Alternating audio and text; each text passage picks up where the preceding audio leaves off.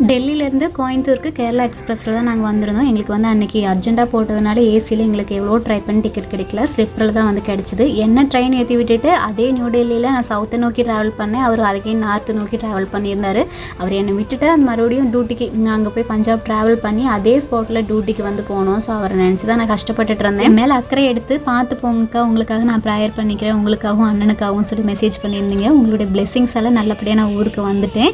என்னுடைய இந்த 2 days பயணம் எப்படி இருந்துச்சு அப்படிங்கிறத வந்து பார்க்கலாம். 2 நைட்டு ஒரு பகல் வந்து வர்ற மாதிரி இருக்கும். அதனால் 2 நைட்டு நான் தூங்க கிடையாது. முழுக்க பசங்க மேலே லக்கேஜ் மேலே கான்சன்ட்ரேஷன் வந்து பண்ணியிருந்தேன்.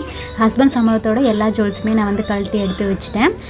ஏன்னா ட்ராவல் வந்து ஸ்லிப்பர் அப்படிங்கும்போது ஹை ரிஸ்க்கு, எப்போ வேணால் குழந்தைங்களை கிட்னாப் பண்ணலாம், லக்கேஜ் வந்து போகலாம். அதனால் லக்கேஜில் நிறைய இம்பார்ட்டன்ட் டாக்குமெண்ட்ஸ் எல்லாம் இருந்துச்சு. அது போயிடுச்சு அப்படின்னா எங்கள் லைஃபே போயிடும். அதனால் கொஞ்சம் 2 நாள் அட்ஜஸ்ட் பண்ணி தூக்கத்தை வந்து கண்ட்ரோல் பண்ணி பசங்களை எப்படியோ நல்லபடியாக பார்த்து ஊருக்கு வந்து கூட்டிகிட்டு வந்தேன். நமக்கு ஏதாவது ஒன்றுனா நமக்கு ஓடி வருது நம்ம அம்மா அப்பாவாக தான் இருக்கும். அன்றைக்கி வந்து எனக்கு தம்பி அம்மாவும் நேரத்துலேயே வந்து என்னை பிக்கப் பண்ணுறதுக்கு வந்து கரெக்டாக வந்துட்டாங்க. பசங்களுக்கு 2 days சாப்பாடு எப்படி வாங்கி கொடுத்தேன் அப்படின்னா, அந்த லோக்கல் ஃபுட் எதுவுமே வாங்கி கொடுக்கல. அது வந்து அன்ஹைஜீனிக்காக இருக்கும். அதனால் இந்த மாதிரி பெரிய ஸ்டேஷனில் வரும், அங்கே வந்து ஃபுட்டு வந்து நல்லாயிருக்கும். ஸோ அந்த மாதிரி இடத்துல தான் ஃபுட்டு வந்து வாங்கி கொடுத்தேன் பசங்களுக்கு.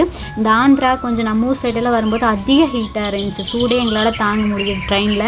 அதனால் பசங்களுக்கும் வந்து பார்த்திங்கன்னா ரொம்ப டயர்ட் ஆகிட்டாங்க. ஸோ அந்த மாதிரி ஏரியாவில் இந்த மாதிரி ஃப்ரூட்ஸ் வந்து அவங்களுக்கு அதிகமாக வாங்கி கொடுத்துருந்தேன். ட்ரெயினில் ஒரு நாளைக்கு நிறைய பேர் வருவாங்க போவாங்க. அங்கே டாய்லெட்லாம் கொஞ்சம் கூட ஹைஜீனிக் வந்து கிடையாது. அதனால் பசங்களை எந்த அளவுக்கு என்னால் சேஃப்டியாக கூட்டிகிட்டு போய் வர முடியுமோ அந்த அளவுக்கு நான் பார்த்து தான் 2 பேரையும் கூட்டிகிட்டு போயிட்டு வந்துடுறேன். கோயம்புத்தூர் வந்ததும் அம்மா தம்பியை பார்த்ததுக்கப்புறம் தான் எனக்கு கொஞ்சம் வந்து சமாதானம் ஆச்சு. அவங்க கையில் பத்திரமா குழந்தைங்க லக்கேஜ் எல்லாம் ஒப்படைச்சிட்டு அவருக்கு ஃபோன் பண்ணி நல்லபடியாக ஊருக்கு வந்து சேர்ந்துட்டேன் அப்படின்னு சொல்லி ஃபோன் பண்ணி சொல்லியிருந்தேன்.